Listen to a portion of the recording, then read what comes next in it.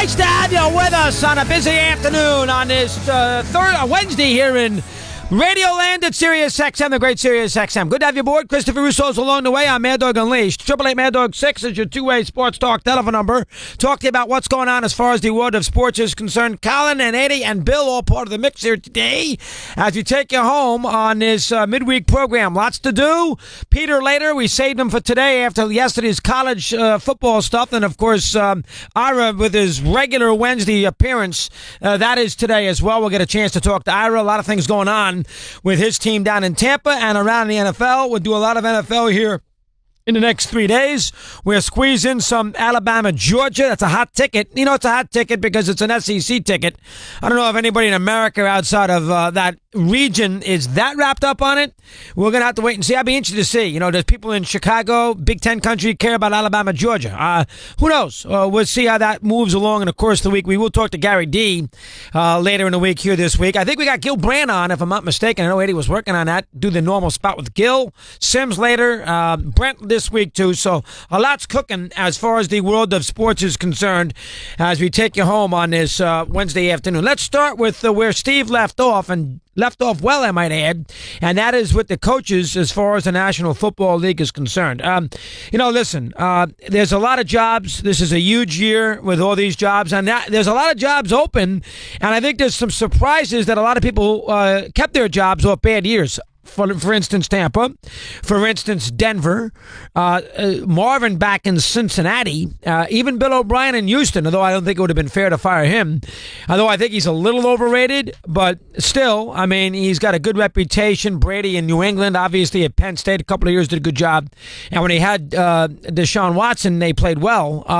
But, you know, I think a lot of folks thought there would really be a bonanza of job openings in the NFL here this year. And with those four folks staying put, not as great as we thought. But there's still the Giants. We all know that. There's still the Bears. We all know that. There are still plenty of opportunities for coaches to go. Oakland, we still know that. I mean, there are lots of places where one could go to coach in the NFL here in 2018. And, you know, the Giants is a great job because, you know, I think the GM is going to be a good GM. They have the second pick in the draft. And obviously they still have Eli sitting there, and they got good ownership in Mara, who's going to leave you alone and let you coach. He's not going to meddle. Again, if it gets to be a disaster, a la McAdoo, he'll make a move. But for the most part, he's going to run it the way he's going to let you do what you want. He's going to let the coaches coach, the GM be the GM, and he's going to own. I mean, that's what they do with the Giants. So that is a good job. Plus, you get the second pick in the draft, and it's New York City. Money to be made outside of the football team. Keep that in mind. The Bears, which is obviously it's a great NFL market. It's a great NFL town. It's the monsters of the Midway, that tremendous reputation, 1925, though 1920. You know, the Bears are no other franchise than the Giants are. People don't realize that. 1920 for them, 1925 for the Giants. I mean, the Bears are George Halas. I mean, that's the Bears.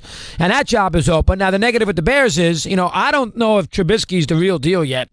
I know they spent a lot of money and a lot of moves to get him and everything else, and Glennon was a terrible decision.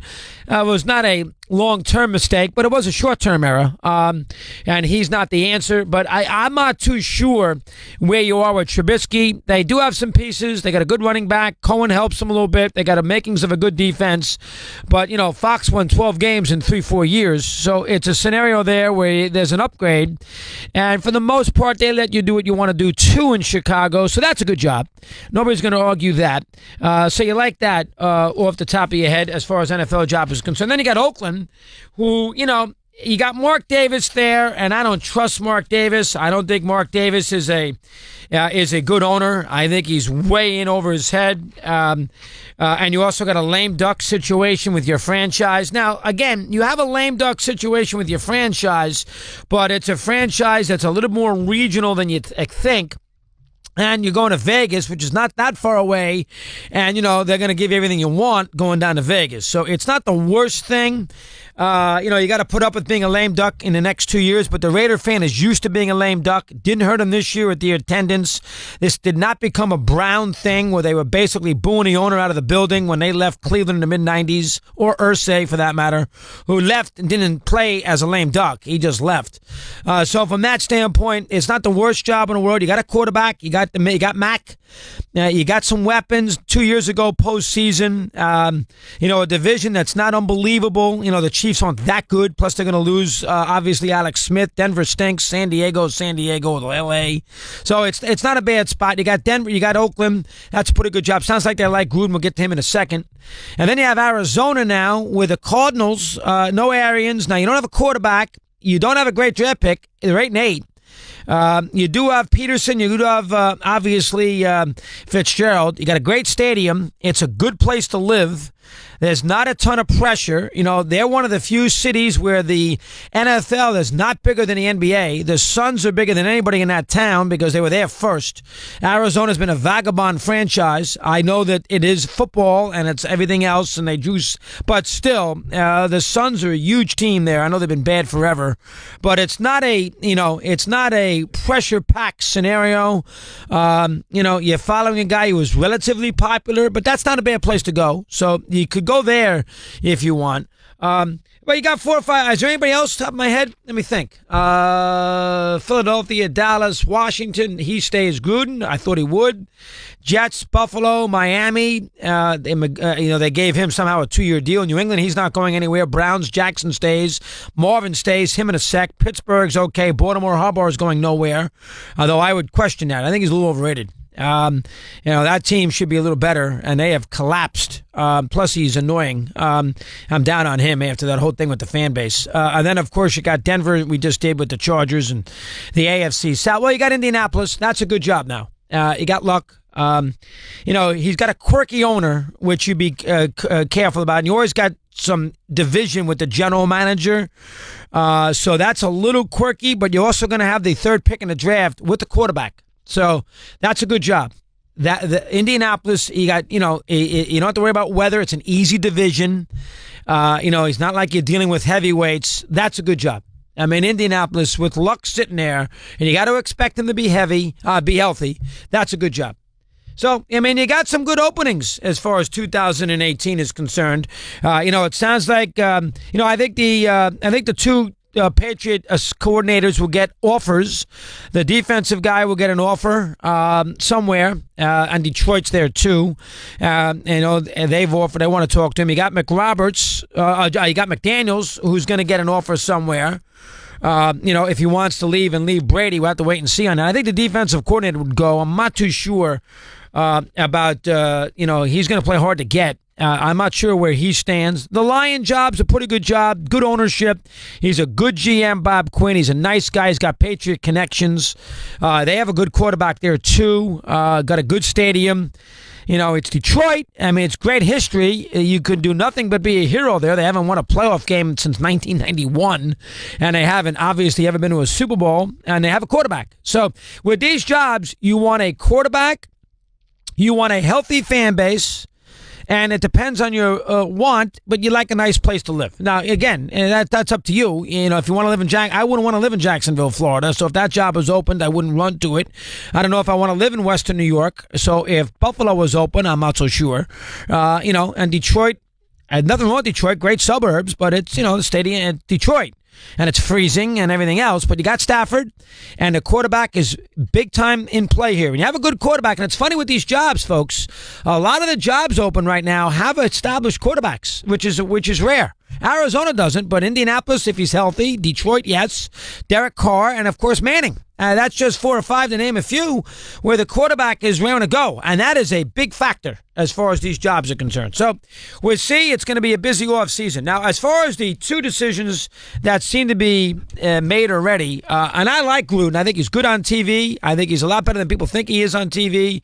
But I from a standpoint of where we are with the Raiders, you would think that the Raiders and Mark Davis, that John Gruden is John Madden. Gruden did a nice job in the NFL, but I think his reputation exceeds his resume, to be honest with you.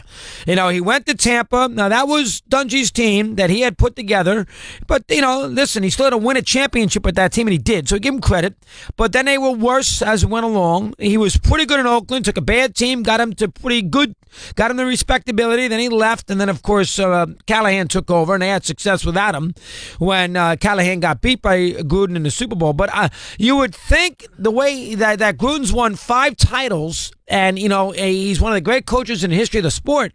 This is not Lombardi leaving Green Bay going to the Redskins, all right? He's not that good. I mean, and they're going to give him a piece of the franchise? I mean, my goodness. So, and I like Gruden. I think he's very good on TV. I think he's actually gets a bad rap by media members. I find him entertaining on TV.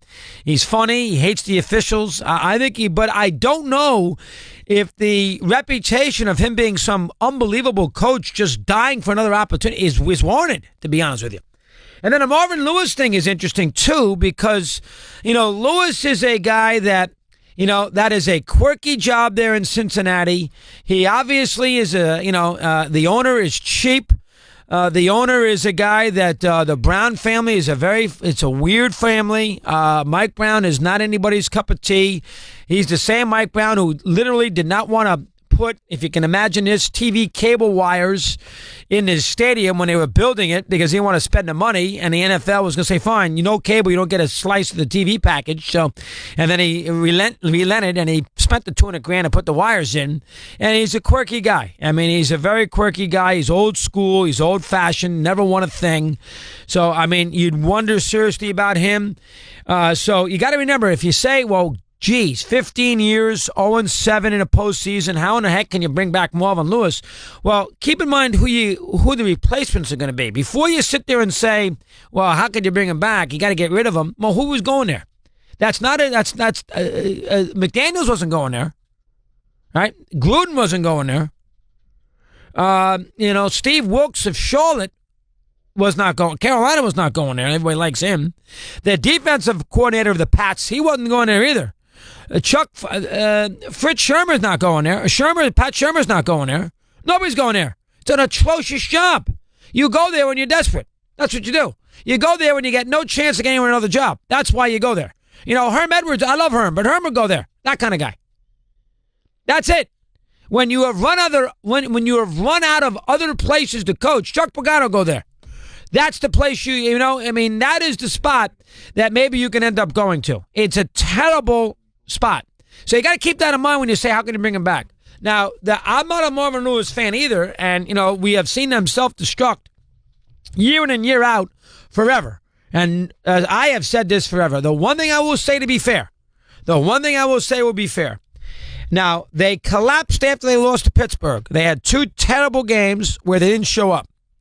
Bears, where they got killed, which was a disgrace, and the Minnesota game, which they were in completely disinterested up in Minnesota. We'll buy that. But they couldn't have quit on Marvin entirely because they knocked the Lions out of there and Caldwell into the future, and they knocked the Ravens out with a tremendous performance on Sunday afternoon where they had absolutely no reason. And don't sit there and tell me the Ravens are some big rival. This is not the Steelers. They had no reason to go out there and win the game. And not only did they win the game, they did it in a heroic fashion and salvaged Buffalo's season to boot. So, I mean, I don't know. For whatever that worth, that meant something to me. That showed me something. As I said to you yesterday, I'm going to say it again. The 2 teams that I got the most out of in Week 17, now obviously Buffalo made the playoffs, so did Tennessee. I get that. But the 2 teams that I learned a little something about that I think you could use what they did late in the year as a springboard with the coaches is Tampa and the Bengals. And they kept them. I don't think that's terrible. Now, a lot of people think I'm nuts, but remember, who do you think they were going to hire? Nobody's taking that job unless they're absolutely desperate to take it. It's the Cincinnati Bengals. They don't pay. It's a lousy market. They don't sell out, and they got Andy Dalton. That's not a big job. Nick Saban's not going to Ohio. Let's put it that way. 17 after the hour, we continue. Mad Dog Unleashed.